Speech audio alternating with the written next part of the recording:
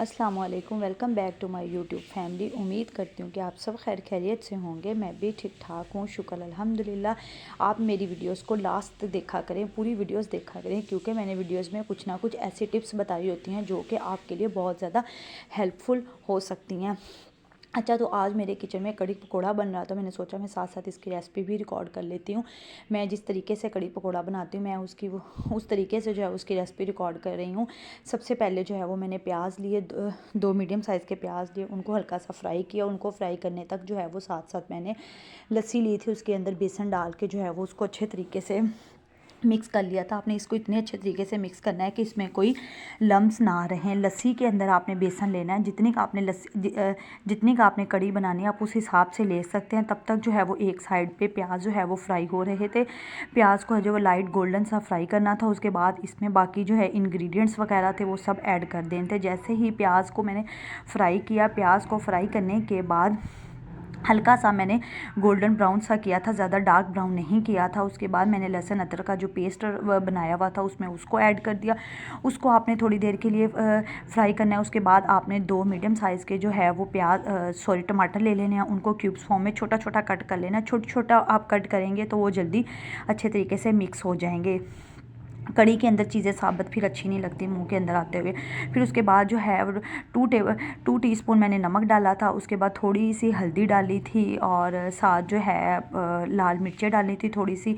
जैसा कि आपको पता है कि मैं ग्रीन चिलीज़ यूज़ करनी होती हैं, तो इस वजह से फिर मैं लाल मिर्चें थोड़ी डालती हूँ। जस्ट उसको जो है वो मतलब शोरबे की शक्ल या ग्रेवी जो आप बनाते हैं सालन की शक्ल को मतलब रेड रेड शक्ल देने के लिए वो थोड़ी सी डालनी होती है, ताकि उसकी जो है खाने में देखने में अच्छा लगे। आपको पता है कि खाना खाने से पहले खाने को हमारी आंखें देखती हैं। जब आंखें देखती हैं, आंखों को अगर वो अच्छा लगे तो भी खाने का भी उतना ही दिल करता है। एक तरफ जो है वो मैंने लस्सी के अंदर जो बेसन था उसको अच्छे तरीके से मिक्स करके रख लिया था, और उसको इतने अच्छे तरीके से मिक्स करना है कि उसके लम्स ना बने और वो अच्छे तरीके से मिक्स हो जाए। और इस मसाले को आपने अच्छे तरीके से भून लेना है। प्याज, टमाटर, लहसुन अदरक के पेस्ट को, फिर नमक, हरी मिर्चें, लाल मिर्चें और थोड़ा सा जो है खुश्क धनिया डाल लेना है। उसके बाद आपने ग्रीन चिलीज़ भी डाल देनी। इस स्टेज पे थोड़ा सा भूनने के बाद आप इसमें ग्रीन चिलीज़ भी डाल दें। इसको अच्छे तरीके से मसाले को भून लेना है, इतना भून लेना है कि ये सारा अच्छे तरीके से मिक्स हो जाए। ठीक है, उसके बाद आपने इसमें जो लस्सी और जो बेसन को मिक्स किया होता है उसको डाल देना है।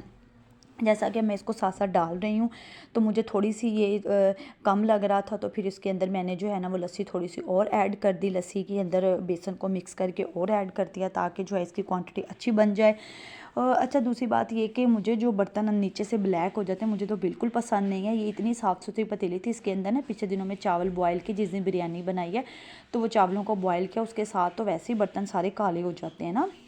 अगर चावल वगैरह बॉयल करें, कुछ ना कुछ ऐसा बॉयल करने वाला हो तो उसके साथ बर्तन वैसे ही सारा काला हो जाता है। तो ये साइडों से इसी वजह से जो है ना वो थोड़ा काला काला हुआ था। इसको काफ़ी साफ़ किया, नहीं किया। लेकिन अब जब मार्केट चक्कर लगा ग्रॉसरी करनी तो उस टाइम पे जो है ना एक ऑयल मिलता है बर्तन धोने वाला, जिससे बर्तन जो है ना बड़े सफ़ेद हो जाते हैं। एक साइड पर कड़ी रखी हुई थी और जो कड़ी को है वो आपने घंटा 1.5 घंटे के लिए पकने के लिए छोड़ देना है। जैसे जिस तरीके से ये पकती जाएगी ये अपनी जो है वो गाढ़ी होती जाएगी। जैसे कि अब कड़ी पक रही है, आपने इसको जो है पहले फुल आंच पे रखना है। जैसे इसमें एक उबाल आ जाएगा, उबाल आने के बाद आपने इसको जो है ना वो हल्की आंच पे रख देना है। ढक्कन इसके ऊपर नहीं देना, क्योंकि जब कड़ी पकने लगती है तो वो ऊपर को आके बाहर को गिर जाती है।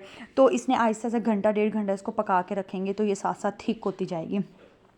जितनी देर में मैंने आटा वगैरह गूंदा, कड़ी को रख दिया, तो उतनी देर में जो है वो अपने बेटे के लिए फिरनी बनाने लगी। तो मैंने सोचा उसके लिए कुछ बना लूँ।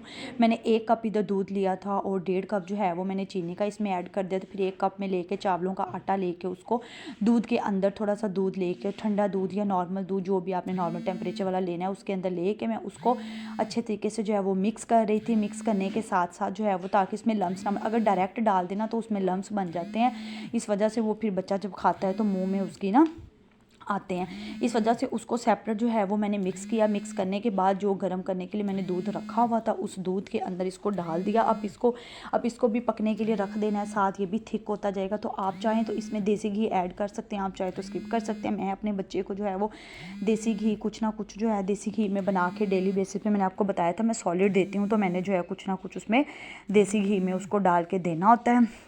इतनी देर में जो है वो मेरे बेटे की फ़िरनी भी तैयार हो चुकी थी। एक तरफ जो है वो जैसा कि आप देख रहे हैं कड़ी रखी हुई है, एक तरफ जो है अपने बेटे के लिए मैंने फ़िरनी रखी हुई है। ये दोनों चीज़ें तैयार हो गई। तो उसके बाद फिर अब मैं जो है वो चावल रखने लगी थी, क्योंकि मुझे चावल जो है वो कड़ी के साथ अच्छे लगते हैं। तो मैंने जो अपने लिए चावल बनाए थे, साथ फिर रोटियाँ बनाई थी। जिसने रोटी खानी वो रोटी बना ले, जिसने चावल खाने हैं वो चावल खा ले। फिर जैसे ही ये फ़िरनी तैयार होगी, इसको मैंने डिश आउट कर लिया। डिश आउट करने के बाद फिर मैं कड़ी की तरफ देखा। कड़ी जो है वो काफ़ी ज़्यादा जो है ना मतलब थिक होती जा रही थी। जैसा कि आप देख रहे हैं पहले पतीली में जो कड़ी है वो कहाँ तक थी, अब पक पक के वो थोड़ी रह गई है, वो कहाँ तक चली गई है। इसी तरीके से इसको आपने पकते रहने के लिए छोड़ देना है, या ऐसा ऐसा पकती रहेगी। और साथ फिर इसके लिए जो है वो मैंने पकोड़े निकालने थे। ये वही वाला ऑयल है जिसमें जो है वो मैंने फ़िश भी फ्राई की थी। उसके बाद फिर मैंने इसी ऑयल में जो है वो फ्राइज़ भी फ्राई किए थे। तो वो ऑयल पड़ा हुआ था, उसमें थोड़ा सा ऑयल मिक्स करके तो उसमें जो है वो पकोड़े फ्राई करने के लिए मैंने रख दिए।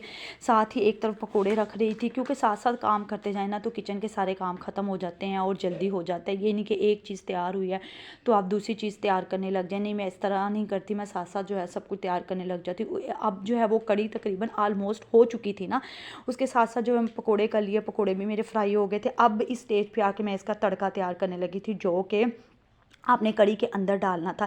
इसमें मैंने दादरी लाल मिर्च ली और साथ मैंने ज़ीरा लिया। मेरा ज़ीरा जो है ना वो आपको ब्लैक ब्लैक इसलिए नज़र आएगा क्योंकि ये भुना हुआ है। इसी ऑयल को आपने कड़ी के अंदर डाल देना है और उसके बाद आपने इसको अच्छे तरीके से मिक्स कर लेना है कि ऑयल और कड़ी का जो तड़का है ना वो मिक्स हो जाए। उसके बाद इसमें आपने पकोड़े डाल देने हैं और आपने तड़का उस ऑयल में लगाना है जिस ऑयल में आपने पकोड़े बनाए होंगे। पकोड़े बनाए हुए ऑयल जो एंड पे बच जाता है ना, पकोड़े फ्राई करने के बाद जो ऑयल बच जाता है, उसी ऑयल के अंदर आपने इसका जो है ना वो तड़का ऐड करना है। तड़का लगाने के बाद आपने उस ऑयल को कड़ी में डाल देना है, फिर पकोड़ों को भी कड़ी में डाल देना है। उसके बाद जो है जी यहाँ तक जो है वो मेरी कड़ी तैयार हो चुकी थी। मैंने जिस ऑयल में तड़का लगाया उस ऑयल में कलौंजी भी ऐड की थी, थोड़ी सी ज़ीरा ऐड किया था और साथ मैंने लाल दादड़ी मिर्च ऐड की थी। यहाँ पे जो है वो मेरी कड़ी जो है वो ऑलमोस्ट रेडी हो चुकी थी। फिर एक साइड पे रोटी बन रही थी, जैसा कि आपको मैंने बताया। एक साइड पे छोटी पतीली में जो है वो मैंने चावल रखे हुए थे, चावल बॉयल करने, क्योंकि चावल थोड़े थे। साथ 2 रोटियाँ बना ली थी कि जिसने रोटी खानी है वो रोटी खा ले